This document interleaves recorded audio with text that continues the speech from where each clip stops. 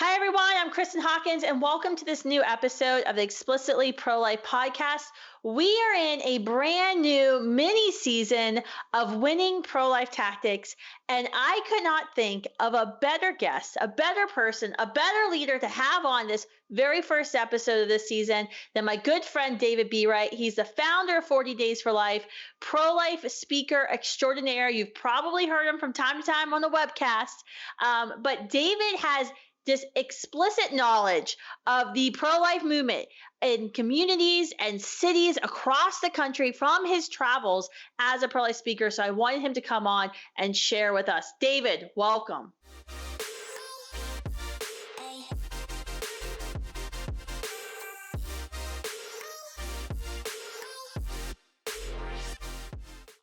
Kristen, I'm so excited to be with you. I'm so excited to be with your audience, and particularly for this kickoff episode of this miniseries. This is going to be amazing. And I love the way you brought in there that David has explicit knowledge when we're on the Explicitly Pro-Life podcast. So thrilled to be here. There you go. I'm just tying it all together. So I have, and I didn't really give you too many questions in advance for this because I wanted this to be a pretty natural discussion. Sure. I have been meeting with pro-life leaders as I travel the country in my RV with my family, which is probably a whole nother podcast that needs to be launched. And I've been seeing so many innovative tactics, strategies that are being developed in communities and states across the country. And I'm constantly trying to plug Students for Life and our regional coordinators and what we're doing on campuses and communities into what's happening on the ground. But there's just a lot going on that I don't think we hear a lot about in the broader pro-life movement. It's not going to be on Fox News. It's not in the political, so it doesn't really get the normal news coverage. But you have just firsthand knowledge going into communities across the country, hosting meetings, kind of bringing together different parties to kind of combine efforts in cities and states to end abortion. So I wanted you to come on and tell me what are you seeing in communities and states across the country, especially now in kind of a post-Trump America, now in this Biden presidency America? Yeah, well, first and foremost, you're absolutely right. There's lots of innovation happening all over the country. And the key is for us to learn from it, to showcase it, and to help others implement best practices of what's working well right now and today. It really reminds me, Kristen, when I was just recently speaking at your National Leaders Collective gathering in Washington, D.C. with 200 fired up Students for Life and pro-life future leaders from all across the country. And one of the things that we discussed was that in the midst of our current crisis of abortion right now, where every 30 seconds, even as we're doing this podcast, another child dies, another woman is wounded. And right now we have all of these forces arrayed against us in the government, in the media, in the courts, in entertainment, in pop culture. The abortion industry is emboldened, and they feel that they have control of everything. And so we don't have the luxury of having small thinking. We don't have the luxury of taking small actions, and we don't have the luxury of just expecting and being satisfied with small results. The urgency of this moment, the urgency of the crisis demands bigger thinking, bigger activities, bigger results, and really it's going to require each of us having that spirit of innovation and saying, we're going to try new things. And as I told those young leaders when we were gathered together, I believe the biggest breakthroughs in the pro-life movement have not happened yet. And maybe the person listening right now to this podcast, maybe one idea they hear from this episode or one of your subsequent episodes may spark something. They may try something new. And 3 years from now, we're going to look back and say that was a game changer for the pro-life movement. We are on the precipice of huge breakthroughs, but it's going to take each of us willing to do more, to think differently, and to try new things and fail more often so that we can find the things that will help us to succeed. That's right on. I loved your point there at the end about we need to be willing to fail. I fail a lot. I think Tina Whittington, our VP at Students for Life, and I think last year did an episode on our biggest failures at Students for Life, and showing folks that sometimes we fail, but sometimes our failures bring about a great success. And I think that's one of the things that we are always trying to convey and kind of beat into pro-life student leaders is that you will fail, and it's okay, because you got to keep moving forward and keep moving the ball forward and doing everything you can to kind of change the narrative on your campus and transform your campus and how people think about abortion and how we support pregnant and parenting women and those in crisis. All right, so we have to do more. Who's doing more? Who's thinking innovatively across the United States that Oh, we don't know goodness. about? Yeah. Well, I can think of lots of examples, but in knowing that we were going to be talking about this, I tried to think of what's one concrete example that we could Mhm. extract a lot of lessons from. And the one that I thought of was a young pro-life leader who I admire tremendously, a gentleman named Mark Cavalier. And you Mhm. know Mark very well. Mark got his start in Las Cruces, New Mexico, which is about 30, 40 miles away from El Paso, Texas. And today he's running a regional pro-life effort there called the Southwest Coalition for Life. But if it's okay, Christian, what I thought was maybe to give kind of a quick backstory of how Mark got started and what Mhm. his efforts have grown into, and then we can go through and try to pick apart some different tactics, strategies, innovations, Mm. so that they're instructive for all of us. And even if some Sure. of what Mark is doing may not be the answer for somebody else, but I think we can learn lessons from it. Does that sound like a good plan? Love it. Okay. So Mark, I first met when he was living in Las Cruces, New Mexico, and that's the city of the crosses, so Las Cruces. And Mark was working in the business world, and he was, happily, gainfully employed, but he was feeling like, I've tried things in the political realm, I've tried things in the protest realm, the disruption realm. I want to do something more that has an effect on saving lives, helping women, and closing down the local abortion facility here in Las Cruces. So my first contact with Mark was when he signed up to lead a 40 Days for Life campaign. And that was back when I led 40 Days for Life. It was towards the tail end of the season when I had started and built that into the largest grassroots pro-life mobilization in the world during that decade. So when I meet Mark, he was passionate, he was excited, he rallied the community to come out and to pray in a peaceful presence outside of the local abortion facility there. And at the end of the 40 days, he said, 40 days is not enough because women continue to be wounded, children continue Mhm. to perish. And he said, we've got to do more. And so he started implementing sidewalk counseling, or what some today call sidewalk advocacy. And he was really inspired by people around the country who were doing some innovative methods of sidewalk counseling, one of whom, Brian Westbrook in St. Louis, was really using a marketing approach on the sidewalk. And so as Mark Cavalier was learning from these different places around the country, he said, we're going to take this not from just we're doing it because we feel righteous in doing it. We're going to do it and measure the effectiveness of our efforts. So as they started to gain momentum, so the prayer presence and the sidewalk counseling, he said, we've got to have an organization that supports this effort year round. So he quit his job to start up a new organization. He did it in a very strategic way. And he was further inspired by others who had taken a similar leap of faith, a young woman, Heather Gardner in Austin, Texas. And he traveled around the country talking to people who'd taken a similar leap like that. And he also learned a support raising model that enabled him to go out and talk to people one at a time and say, hey, I want to be a missionary to protect women, to save lives. Will you support me? Mhm. And he raised enough mission support in 2 months to quit his job to start this organization. So I was advising him throughout this process and kind of coaching him through everything. And in the midst of it, I said, you've got to bring in more people. And so I helped him plan his first ever fundraising banquet. And so it was in a church hall, and it was all done on paper plates with plastic silverware. And I'll never forget flying into Las Cruces and doing this banquet. And there were hundreds of people that came out. They ended up raising $80,000. And I remember saying to the people assembled there, I wouldn't be surprised to see this Las Cruces abortion center shut down soon, particularly now you have full-time focus on this. Less than a year later, that facility shut its doors and went out of business.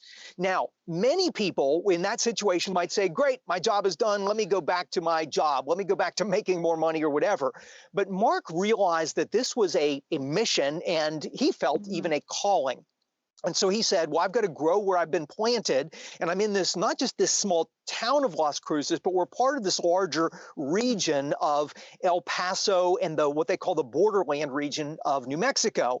And so rather than having just the Las Cruces Coalition for Life, they changed the name and became the Southwest Coalition for Life, and they started to grow throughout the region. So he went in and built relationships with all the other pro-life groups and leaders. He dove into serving and helping the pregnancy centers any way he could. He built his funding model. He took the support raising, built his banquet. He started doing online fundraising events. He just did a 5K fun run. But in this collaboration with other groups, realizing that no social problem is caused by a single organization and no social problem will be solved by a single organization, he recognized we've got to take collective action. And in helping to do that, they have now closed 2 more abortion facilities. I was just there in December after the 3rd one closed. So 3 in 3 years. 1 more abortion facility in the region is teetering, and then there's only 1 left after that. And that community is committed. We are going to close 5 facilities in 5 years. And I would put my money on them because I believe that they have the passion, the determination, and with God, we know all things are possible. So I just wanted to kind of give you that background. And Kristen, I can dive into some of his specific tactics and secrets as you wish, but I'll give you a chance to ask anything here that you want. That's amazing. And I love, there's so many things to extrapolate out of that story of, Mark seeing the need, making the call, I guess, to go full time in the pro-life movement, being strategic about how he's going to do that. But I really love, though, what you were saying about once they finished the work in Las Cruces, going into El Paso, there were other pro-life entities already in El Paso, right? That's right. So he had to go in with that's a great question. Yeah.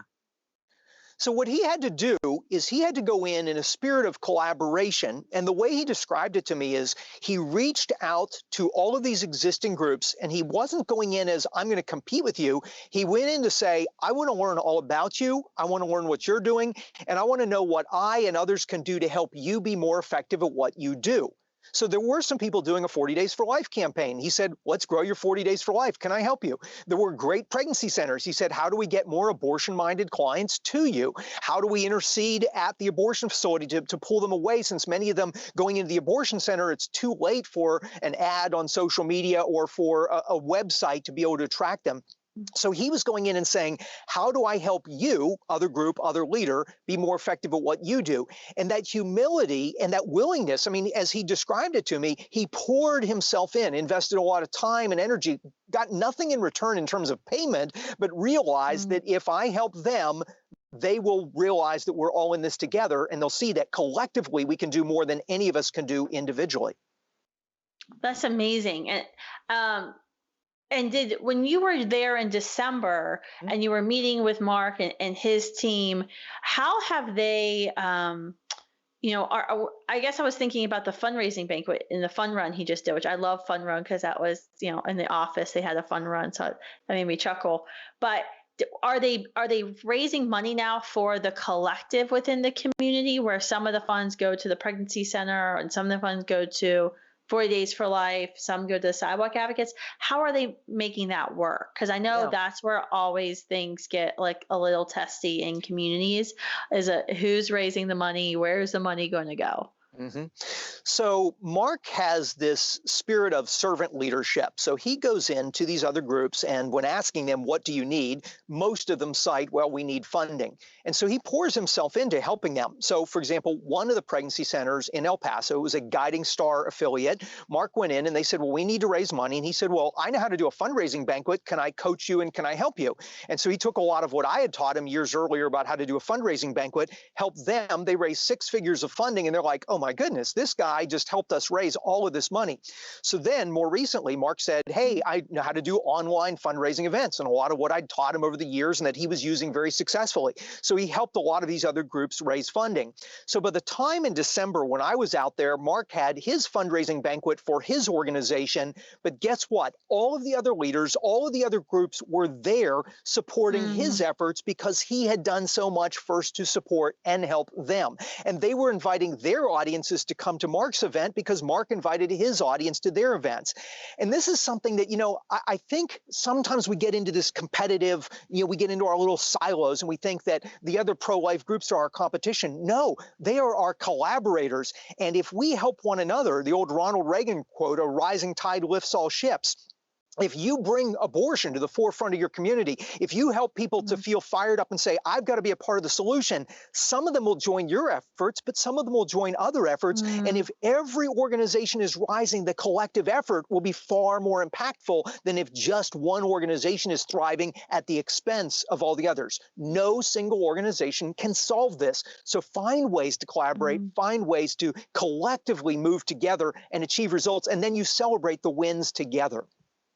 I asked one more question, and you didn't go over this in the story, but I saw this. I was mentoring one of our Students for Life Wilberforce Fellows this year. And one of her events that she wanted to plan for her fellowship project was a community-wide event. And she was having difficulty with one or two of the groups because they weren't cooperating. They didn't want to be a part of this collaborative effort.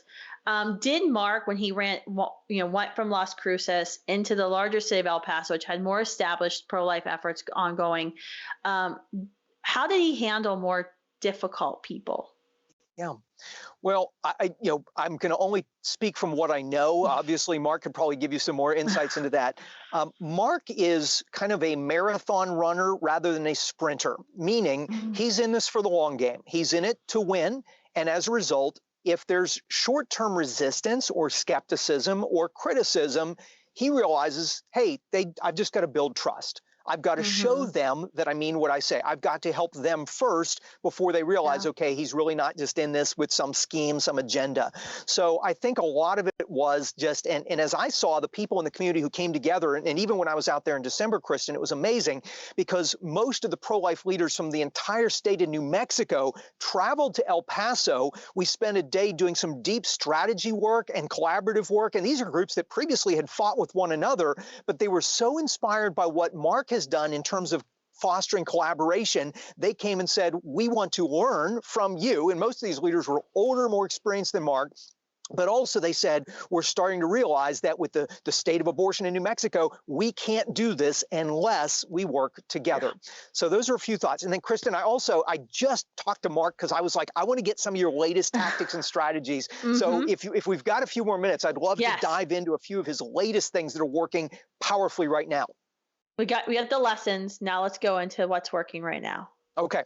So basically the way I frame this with Mark, and it's a good exercise for all of us to think about, particularly those of us who've been in the movement a while, we've been doing things a certain way.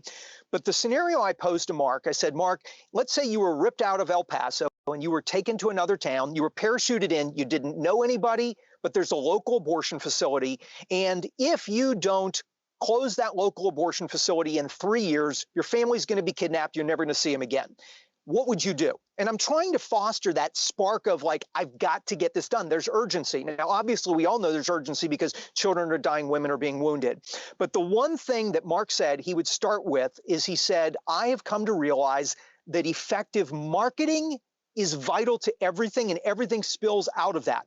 And so I asked him to unpack that a little bit. Years ago, I had recommended a book to Mark, and I recommend this book to lots of leaders. It's by Dr. Robert Cialdini, Cialdini, I believe. It's called Influence, and the subtitle is The Psychology of Persuasion. So go to whatever your favorite bookseller, buy Influence, The Psychology of Persuasion. But Dr. Cialdini in there talks about various psychological factors that influence people. And Mark realized that if we're going to try to reach somebody who's at risk of choosing abortion, we have to psychologically be able to connect and we have to be able to persuade them. So he says that he feels it's vital to get very creative, as we were talking about, innovative on marketing the life-saving options, on marketing not going to the abortion center. And one of the aspects to this is he described finding the gaps that exist in that community and then fill those gaps. So if women are walking into the abortion facility, you've got to innovate and say, how can I get that woman to stop, to talk, and ultimately to change her mind and go to a pregnancy center that will help her rather than the abortion center that will hurt her and destroy the life of her child. And you can't be too wed to the ideas that you think will work. You've got to test them. You got to try them. And he even said you've got to be professional in what you do. If we're out there yelling on the sidewalk, if what people see is strange, it's a jarring experience, they're going to flee from that. So he said, how do we create a professional environment and how do we test and try? So what he's found is that different approaches actually work outside different facilities because of the various influences in that neighborhood and in that community. So in some places, he was describing, they found that putting balloons up and wearing a certain color worked better than at another location. They had this big gap where women weren't coming over to them, and they were trying to call women to come over, but they found that really odd, and women would walk away. So they actually, in that place, in the public right-of-way, they were able to do this. They set up a little booth, and so it makes sense why they're calling someone over to talk to them, and they have a professional approach. They have a uniform. I mean, these are crazy things. You know, we think of sidewalk counseling as this kind of ragtag army, but they're taking it as this is life or death. We're going to get really professional about this. So the marketing mindset, one of the things they've done, and they were inspired by a program that was originally pioneered in St. Louis by the Coalition for Life in St. Louis, but Mark calls his the Her Care Connection. So his concern was that if the pro-life efforts on the sidewalk, the counseling was dependent upon volunteers that come and go and they're flaky and they don't commit and they don't stick with it and the training and they just aren't as committed to it. He said, how do we up our game? How do we increase that professionalism? And so they set up an intern program where they go out, they raise support in the community, and then they hire young adult interns that are able to connect with the demographic of the people going into the abortion center. And those young adults are committing 6 to 20 hours a week outside of the abortion facility. They fill every day and every hour with trained, accountable, professional young adults. So the sidewalk counseling has gone up highly in effectiveness, and they're constantly testing and saying what works at this facility, what works with this demographic of person going in. Also, they have built out a very reliable referral network of alternate providers, from federally qualified health centers to the pregnancy centers, and they make it as easy as possible to connect the woman immediately and then get her there as quickly as possible. So they have to provide the community support for these interns. They have to build that constant presence, but they have found that to be game-changing. Another thing, Kristen, that they have done, and other places have done this, but I've seen them take it even to a higher level, is they wanted to implement a mobile unit. And we've seen various different RVs and stork buses and other things, but they wanted to have a top-of-the-line compact RV that could get anywhere, but with full pregnancy center capabilities and even upgrading to the 4D ultrasound machines that give that unbelievable window into the womb. So Mark, when they started doing this, they raised the support in their community. They assembled this. They're doing it in collaboration with the pregnancy centers, not in competition with. He was learning the best practices from what others have done in other parts of the country, but then he was continuing testing and tweaking and trying everything, saying, how can we improve and how can we measure our results and make sure we're doing the most effective methods possible? So in the midst of this, a few last things I'll share with you, Kristen, and then we can sit back and debrief these. But he is always exploring, always trying new things. So they realize we've got this powerful 4D ultrasound machine. And so what they now do is right on the spot, when a woman comes in, she gets a better quality ultrasound for free in this mobile unit. They are testing text messaging where they can immediately text her the ultrasound photos. And what does that also do? It creates an ongoing connection so they can stay with her and make sure she doesn't fall prey to going back to the abortion center. It's a beautiful tool. They also are testing a regional call center so that abortion-minded women, a lot of times if they get to the pregnancy center, they're in great shape, but it's getting them there in the first place. And so they're going to be everywhere the abortion industry is and have a call center that's going to be focused on that conversion from I'm in need to getting them to the pregnancy help that they really need. Two other things. This is crazy. So with this 4D ultrasound, one of the things that they have been testing and experimenting with is these virtual reality cardboard goggles, where literally you put, have you seen these? No, I've been trying to get RT to do this for years on campuses. Like, come with us to campuses. So keep going. I'm so excited.